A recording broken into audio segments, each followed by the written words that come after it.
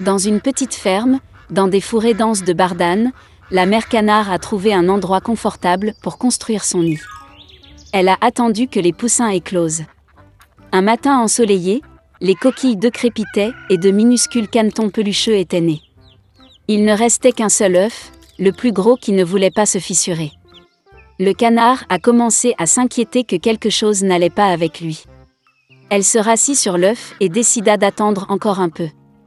La maman canard a donné toute la chaleur qu'elle pouvait. Elle pensait que cette nana devait être la plus belle, puisqu'elle l'incubait depuis si longtemps. Bientôt, un poussin a éclos du dernier œuf, mais il ne ressemblait pas du tout au reste des canetons. Il était beaucoup plus gros et ses plumes étaient grises. La maman canard était bouleversée de voir un fils aussi laid. Mais elle espérait qu'un jour il deviendrait comme ses camarades. Le reste des canetons se moqua de lui. Il pensait qu'il était méchant et ne voulait pas jouer avec lui. Le lendemain matin, la mère canard est allée avec ses enfants au lac. À sa grande surprise, le vilain petit canard a nagé aussi bien que d'autres. Le canard a ensuite amené ses petits au poulailler pour les présenter à la société. Elle a parlé aux canetons des règles de comportement avec les habitants locaux. Le canard a présenté sa couvée au plus noble Drac gras, mais il a attaqué le vilain petit canard, et elle a été forcée de protéger son poussin raté. Fat Drac a ordonné de chasser le monstre de la cour. Mère a assuré qu'il grandirait et deviendrait comme les autres canetons. Incapable de résister aux brimades et à l'humiliation, le vilain petit canard a quitté le poulailler.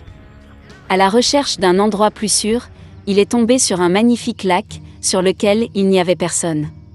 Et le canard a décidé de rester ici pour vivre. Le temps a passé. Malgré sa solitude, le vilain petit canard était heureux que personne ne l'offense. Et puis un jour, un bel oiseau blanc avec un long cou s'est envolé vers son lac.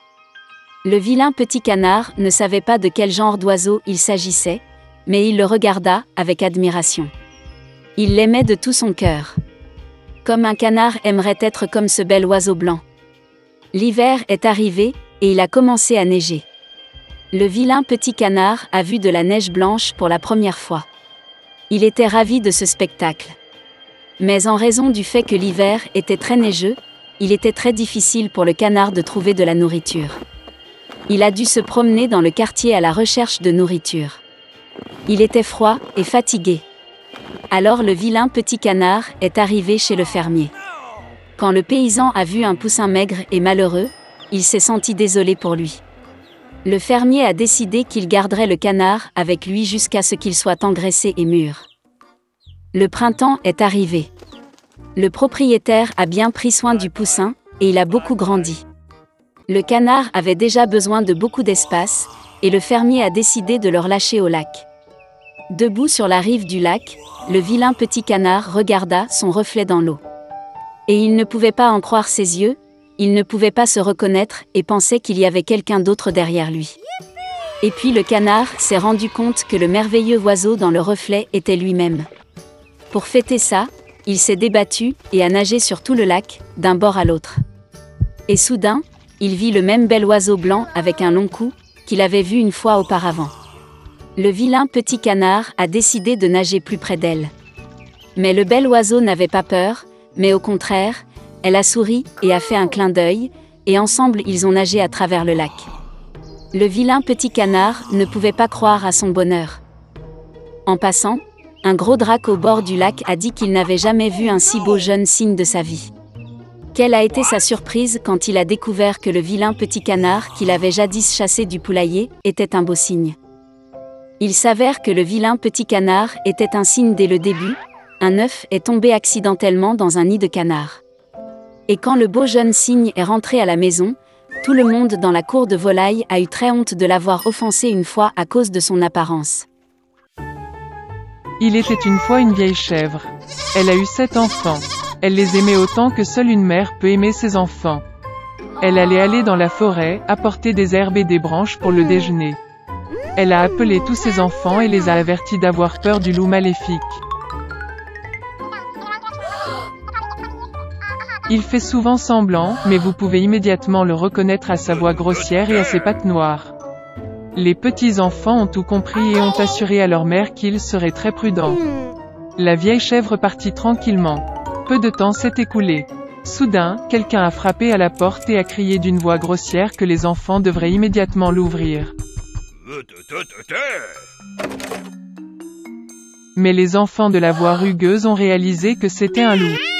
Ils ont répondu que ce n'était pas la voix de la mère, sa voix était gentille et fine, et cette voix était très impolie, ce qui veut dire que c'était un loup. Puis le loup est allé chez le marchand et s'est acheté un grand morceau de craie. Il en a mangé et sa voix s'est affaiblie.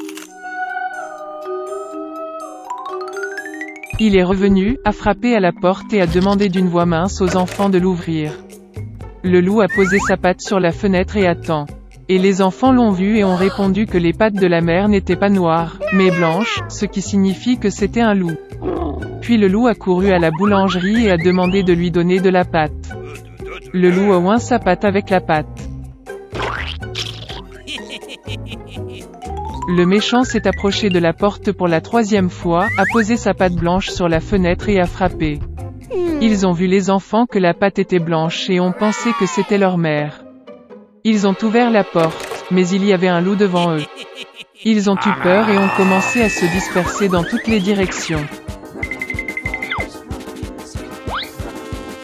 Un enfant a sauté sous la table, un autre sur le lit, le 3e sur la cuisinière, le 4e dans la cuisine, le 5e dans le placard, le 6e sous l'évier et le 7e s'est caché dans l'horloge du grand-père. Mais le loup les trouva tous, ouvrit ses mâchoires et avala un à un. Une seule chose qu'il n'a pas trouvée, le plus jeune, qui s'est caché dans l'horloge. Après avoir mangé à sa faim, le loup est parti. Il s'allongea sur une prairie verte sous un arbre et s'endormit. Bientôt, une vieille chèvre rentra de la forêt. Oh, qu'est-ce qu'elle a vu là-bas? La porte était grande ouverte. La table, les chaises, les bancs ont été renversés, le lavabo a été cassé, les oreillers et les couvertures ont été jetés du lit.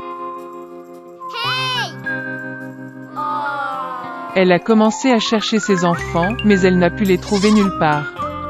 Je les ai appelés par leur nom, mais personne n'a répondu. Elle s'approcha de l'horloge, et en réponse, il y eut une voix mince du plus jeune enfant. Elle l'a fait sortir de là et il a dit qu'un loup est venu et a mangé tout le monde. Comment la chèvre a pleuré pour ses pauvres enfants. Finalement, elle quitta la maison, et la plus jeune chèvre courut après elle. Elle est venue au pré, a vu, un loup gisait près de l'arbre et ronflait de sorte que les branches tremblaient.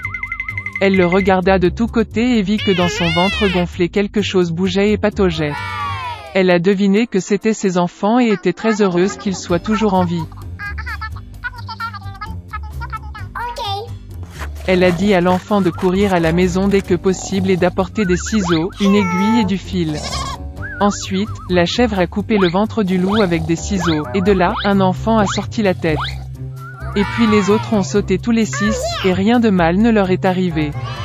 Quelle joie c'était! Ils ont commencé à embrasser leur mère, à sauter et à danser. Puis la vieille chèvre a dit que ce serait bien de donner une leçon au loup pendant qu'il dormait encore. Ils ont tiré des pierres et les ont fourrées dans le ventre du loup.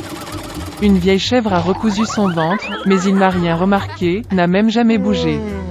Le loup a dormi, s'est levé et a eu une telle soif dans son ventre qu'il a décidé de boire l'eau du puits. Il s'approcha à peine du puits, se pencha vers l'eau, et de lourdes pierres le tirèrent au fond du puits. 7 enfants ont vu cela et ont commencé à danser de joie avec leur mère.